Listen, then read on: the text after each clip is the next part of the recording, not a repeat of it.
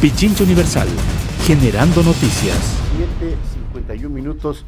Si algo realmente no nos esperábamos en América Latina, y bueno, yo lo digo al menos personalmente, es lo que sucedió en Bolivia, en una vorágine de acontecimientos de este fin de semana que realmente asustan, ¿no? Asustan por la violencia en la que con la que se está actuando hasta ahora en Bolivia, ¿no?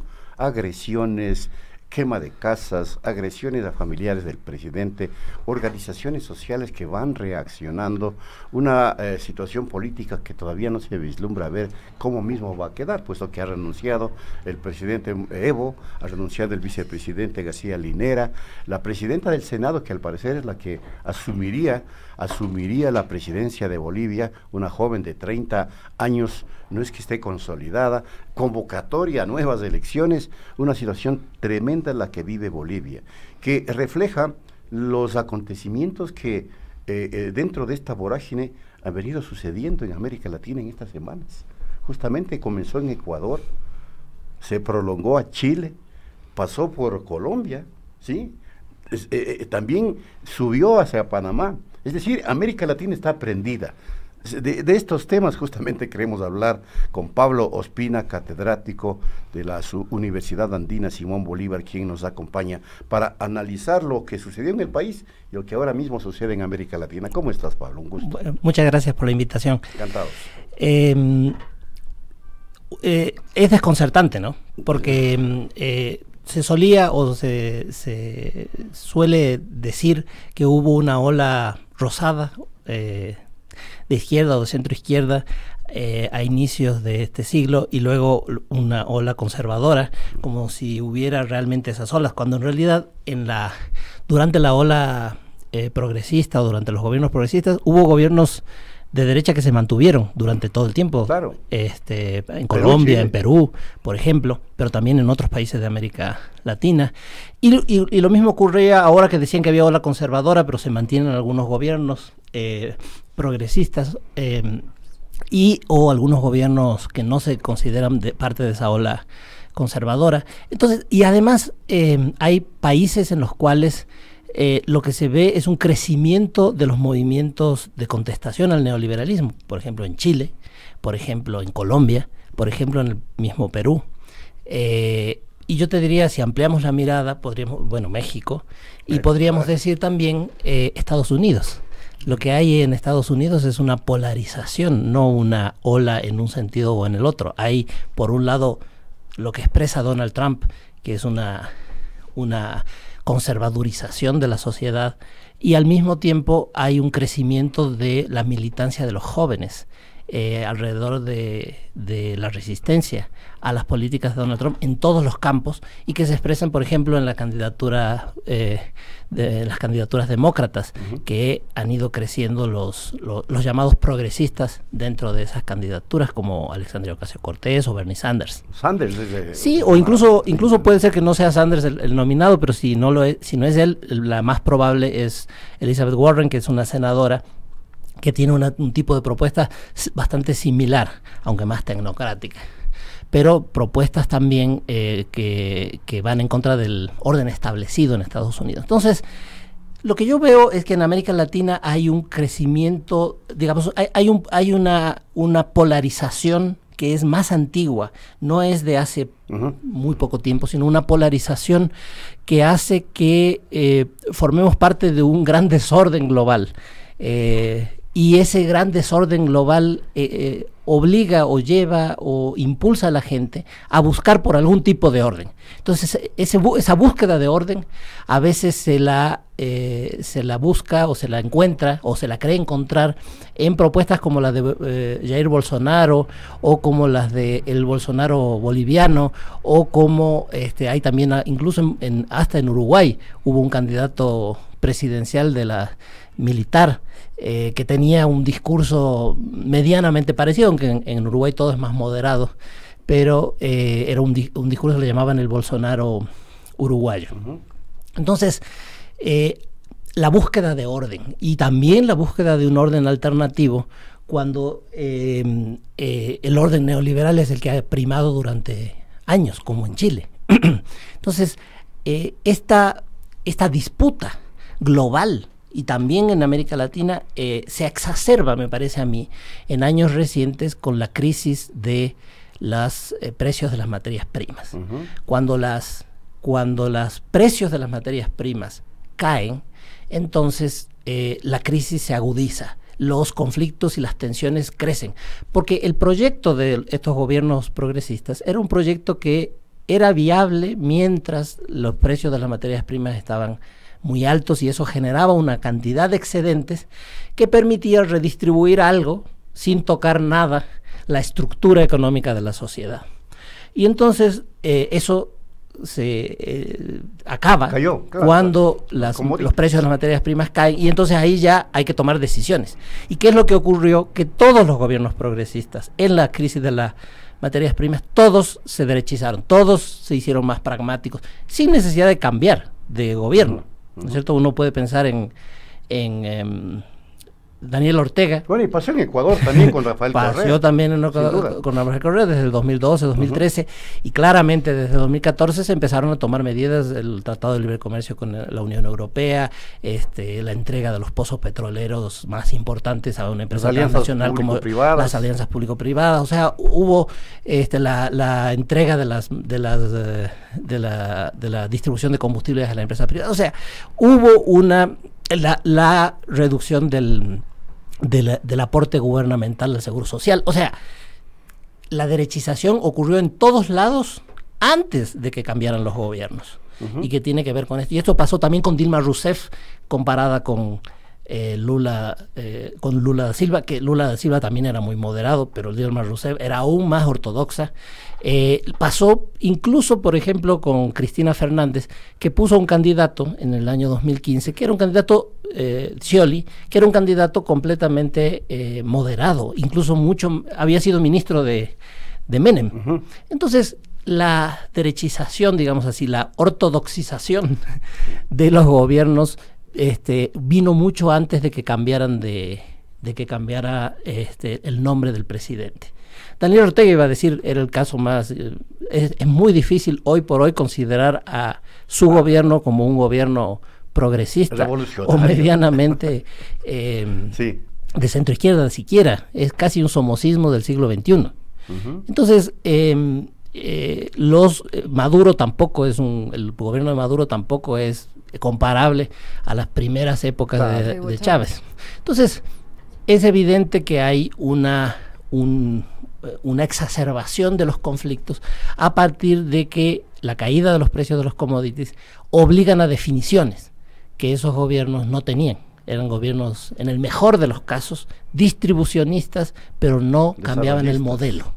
No cambiaban el modelo. Y cuando se ven en la obligación de decidir qué hacen con el modelo, lo afirman. Esto sucede también ahora en Bolivia, porque Bolivia tiene la economía más sólida de cualquiera de otros claro, curiosamente, que he mencionado y que tienen una línea progresista. Sí, curiosamente era tal vez uno de los gobiernos progresistas que aparecía como el más exitoso. El más consolidado. Porque fíjese, a diferencia de Rafael Correa, que se negó siempre a guardar reservas para momentos Evo lo hizo. O sea, era esto que le llamaba el ministro de Economía de Bolivia, socialismo con estabilidad macroeconómica. Y mantuvo unas reservas enormes que ahora han disminuido casi hasta la mitad las reservas bolivianas, pero le han permitido sobrellevar y mantener un crecimiento económico y una estabilidad increíble. Entonces, evidentemente, esta revuelta no es una revuelta económica, con motivos económicos, como sí lo fue la revuelta ecuatoriana, o como claramente lo es la revuelta chilena. Chile es evidente. Exactamente. ¿No? Esta es una revuelta por el intento de reelección indefinida. Luego de que un plebiscito... Eminentemente por política. La insistencia de Evo Morales. La insistencia de ser candidato cuando el pueblo boliviano le había dicho que no. Fíjese que esto nos hace reflexión, o a mí me ha hecho reflexionar sobre ¿por qué? ¿Por qué esa insistencia? ¿Por qué esa dificultad o esa fijación en un caudillismo insustituible? Y luego, ¿por qué la insistencia en no salir del gobierno bajo ningún pretexto? Porque claro, si Evo Morales no era candidato, había más probabilidades de que un candidato suplente, llamemos así, perdiera. Cualquier otro candidato del MAS probablemente hubiera mantenido una votación importante, pero era más probable que no ganara. Minera es un buen cuadro, pero al parecer claro, no tiene pero efectos políticos. No tiene apoyo popular, no tiene el mismo carisma que tenía Evo Morales. Entonces, ese era el miedo, ¿no? El miedo es que van a perder las elecciones y al perder las elecciones pierden el gobierno y se vive la pérdida del gobierno como una catástrofe. Cuando en realidad el MAS, incluso con un candidato suplente, e incluso perdiendo, hubiera mantenido sin duda alguna la mayoría en la asamblea. Y hubiera sido un partido muy poderoso para trabajar desde la oposición y tal vez hubiera podido regresar después, como le ha pasado al peronismo. Luego, o sea, Macri fue un desastre como gobierno, muestra también de que esta ola no es una ola estable. El mismo Jair Bolsonaro está en este momento, es un gobierno que está de bajada, cuesta abajo en la rodada sin ningún freno, porque es un gobierno de incompetentes. Y Macri también demostró esa incompetencia y terminó provocando la reacción. Y claro, el peronismo puede tener otros candidatos, tiene otras estructuras, no depende tanto del caudillismo. Entonces, esta fijación con los caudillos es gravísima, muy dañina para el sistema político y para cualquier movimiento que se diga o que quiera hacer o que tenga en su seno grupos genuinamente transformadores. Yo creo que en todos los gobiernos progresistas, finalmente yo nunca estuve en esos gobiernos, yo siempre estuve, digamos, en la oposición de izquierdas a esos gobiernos, pero yo puedo reconocer que puede haber habido grupos que sí genuinamente y honradamente creían que eso podía, que esa propuesta política podía tener algún digamos, era una vía de transformación del país. Bueno, para esos esto debería ser una lección, ¿no? Debería ser una lección porque ahora, el caso de Evo es el más extremo. Pero se da con miradas diferentes en Ecuador y en Chile, por ejemplo. Ecuador es un gobierno de derecha, instaurado allí, que ha hecho barbaridad y media, pero no cae. En Chile, tampoco. Vamos ni sé cuántas semanas con una reacción multitudinaria de la población, pero Piñera no cae. Claro, en la tradición y en el sistema político chileno es mucho más raro que caigan gobiernos. Digamos que en todo el siglo anterior cayeron 2 gobiernos, en toda la historia de Chile. Y por golpes de Estado. Entonces el sistema político chileno es muchísimo más sólido, formal, estructurado, mucho más difícil de cambiar también. Entonces, que un gobierno, que un presidente renuncie, no es como en Bolivia que renuncian los presidentes, hasta los han colgado los presidentes y arrastrado por las plazas, ¿no es cierto?, del gobierno de Villarruel en los años 40.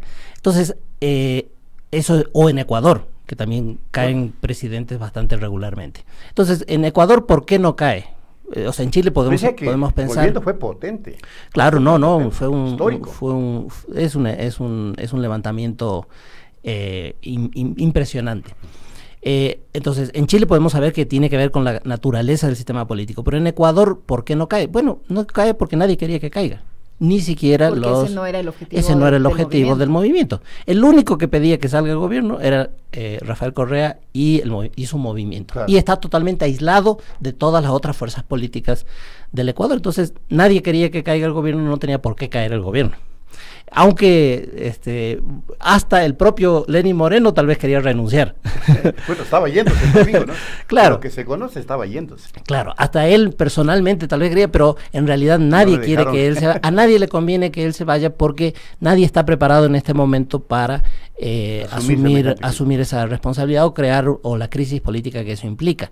Y es preferible un gobierno débil con el cual se puede lograr negociaciones más exitosas que un gobierno futuro que no sabemos cuál va a ser ni a qué lado va a ir, porque en medio de la fragmentación que existe en el sistema político ecuatoriano actual, cualquier cosa puede pasar, desde un outsider hasta que gane alguna de las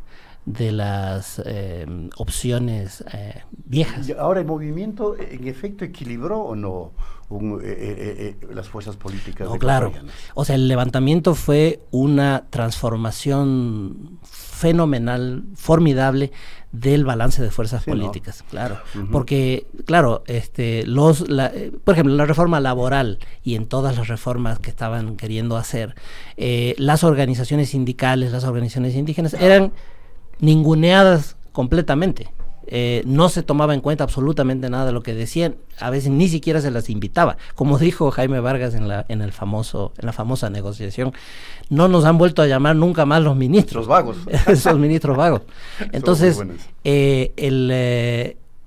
la negociación no existía, la tal mesa de diálogo no había, habían sido diálogos al inicio y después nunca más. Inclusive la famosa entrega del edificio de la UNASUR, nada, ni la apertura de las escuelas, de todo eso se ha hablado y no se ha hecho absolutamente nada de lo que se ha prometido. Entonces, claro, en esas condiciones cambiaron radicalmente con el levantamiento, porque convirtió a la CONAIE y a todos los aliados de la CONAIE en un actor que ya no se puede ignorar. Y el gobierno hace bien en todavía, ya casi al finalizar su periodo, seguir responsabilizando al anterior y ver el fantasma en el anterior, de que siempre lo quiere tumbar, de que el golpe de Estado, de que Correa es culpable de todo, cuando todos vimos que la gente salió porque está inconforme con la actual gestión, claro, no porque sea 100% partidaria del expresidente o porque sea correísta, sino porque está harta de esta gestión. Claro, por más que tengas alguna razón en decir que los gobiernos anteriores son culpables de lo que heredaste, luego de 2 años es poco creíble, por lo menos, seguir echándole la culpa al pasado. Lo mismo le pasaba a Macri, la pesada herencia, le llamaban allá la pesada herencia del kirchnerismo, pero claro, llegado a un punto ya eso la gente no alcanza, no es viable, no es creíble y por lo tanto no puede seguir siendo invocado.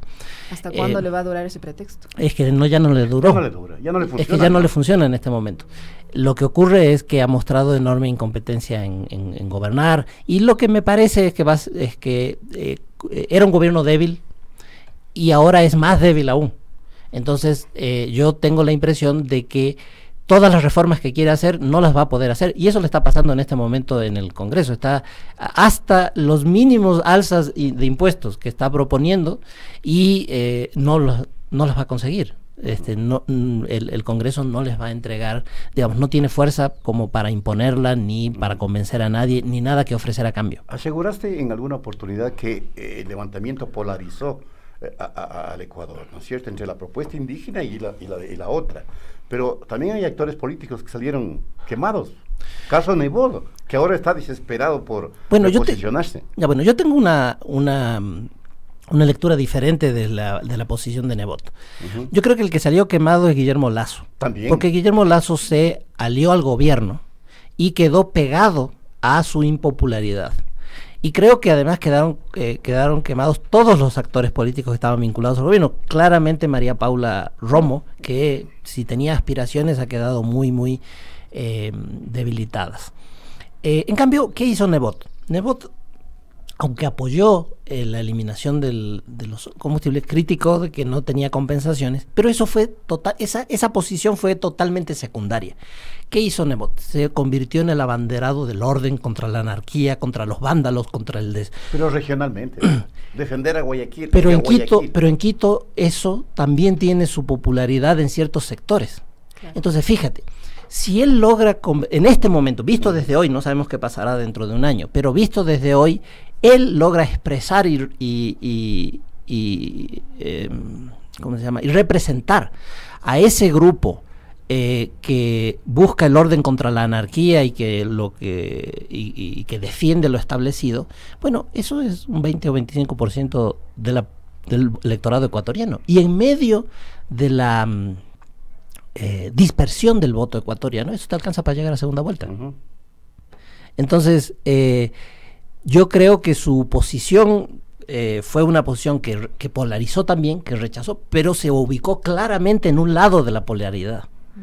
Así como la CONAIE está en el otro lado de la polaridad, Los que están en el medio, o sea, los que quisieron sí, pero no, no, pero sí, esos son los que quedaron enormemente debilitados. El centro es lo que se desmoronó, me parece a mí. Claro, de aquí hasta un año falta mucho, y hay que ver. Yo nunca olvido de que este enorme levantamiento que tuvimos es comparable para mí a la huelga nacional más fuerte que ha tenido la historia del Ecuador, que es la huelga de octubre de 1982. Claro. Y hubo otra en marzo del 83, hubo unas enormes movilizaciones contra las primeras medidas de ajuste neoliberal de Osvaldo Hurtado a inicios de los años 80. Y yo nunca olvido que después de esas gigantescas movilizaciones, en el 84 ganó Febres Cordero. Sí. Entonces, eso es un peligro que hay que, y un riesgo que hay que estar muy atentos. Y justamente en el 82, en el gobierno de Hurtado, nos clausuraron a nosotros una radio como ahora. Sí, Radio Noticia, que dirigíamos en esa época, cuando éramos jovencitos ahí en la Universidad Central, el gobierno de Osvaldo Hurtado. Gracias, Pablo, por habernos Muchas gracias acompañado. A ustedes. Pablo Ospina, analista político aquí en Pichincha Universal. Pichincha Universal. Aquí se escuchan bien las noticias.